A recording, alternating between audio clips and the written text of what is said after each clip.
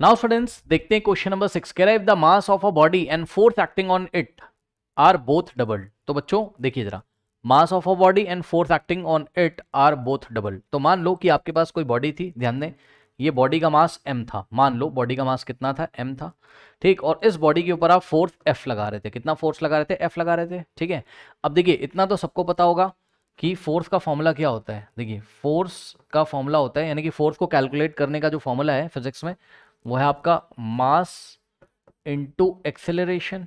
Acceleration आपने पढ़ा होगा ना, F is equals to M में, वही वाला फॉर्मूला, ठीक। Force is equals to mass into acceleration. तो अगर यहाँ से एक्सेलरेशन निकालना होगा तो मास यहाँ मल्टीप्लाई यहाँ के फोर्स में डिवाइड कर देगा। यानी कि अगर आपको एक्सेलरेशन निकालना है, ध्यान से चेक करिए बच्चों, अगर आपको क्या कैलकुलेट करना है, acceleration, okay. So acceleration is given by, कैसे आ जाएगा ये, फोर्स डिवाइडेड बाय मास, ठीक है, फोर्स डिवाइडेड बाय मास, ठीक है, ये हो जाएगा ऐसा। तो इस फॉर्मूले का हम यहाँ पर यूज करके इस क्वेश्चन को आपको सॉल्व करके दिखाते हैं। ध्यान से चेक करिए। तो उन्होंने बोला कि भाई कोई बॉडी है, ठीक है, उसका कुछ ना कुछ मास होगा, उसके ऊपर कुछ फोर्स एक्ट कर रहे हैं। तो यहाँ पे देखो जरा, मास m है, फोर्स f लगा रहे हैं, तो एक्सलेशन सपोज यहाँ पर a है, कितना है a। तो एक्सलेशन कैसे निकलता है, यहाँ से देखिए एक्सलेशन निकालने के लिए फोर्स को मास से डिवाइड करते हैं, ठीक। तो फोर्स कितना है, f है, और मास कितना है, m है, ठीक।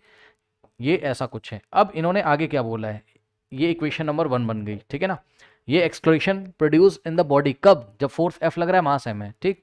But according to the question, according to the question, ATQ का मतलब अकॉर्डिंग टू द क्वेश्चन क्या हो रहा है, देखिए कह रहा है कि if mass of a body and force acting on it are double, दोनों को डबल कर दो, मास को डबल कर दो, फोर्स को डबल कर दो, ठीक।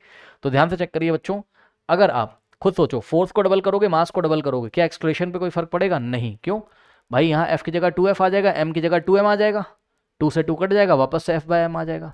करके दिखाता हूँ, देखो हमने क्या किया, मास डबल कर दिया, ये लो मास डबल कर दो, ठीक। पहले मास कितना था इस बॉडी का, m, अब कितना हो गया 2m, डबल हो गया भाई, 2 से मल्टीप्लाई कर दो ना। अब मास कितना हो गया, 2m हो गया। अब न्यू मास कितना हो गया, 2m हो गया। और फोर्स कितना हो गया, f की जगह फोर्स कितना हो गया, 2f। पहले हम कितना फोर्स लगा रहे थे, f, अब कितना लगा रहे हैं, 2f, ओके।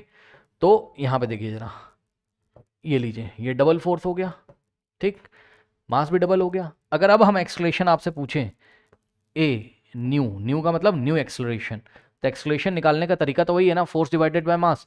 फोर्स कितना है 2f, मास कितना है 2m, 2 से 2 कैंसिल हो जाएगा, तो यहाँ से एक्सलेशन न्यू जो हो जाएगा वो कितना आ गया, f बाय m।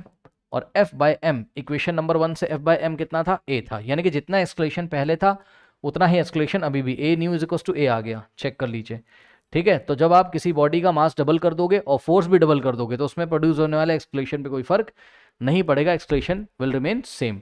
तो यही आंसर है, if the mass of a body and the force acting on it are both double then the acceleration will remain same, okay, note कर लीजिए।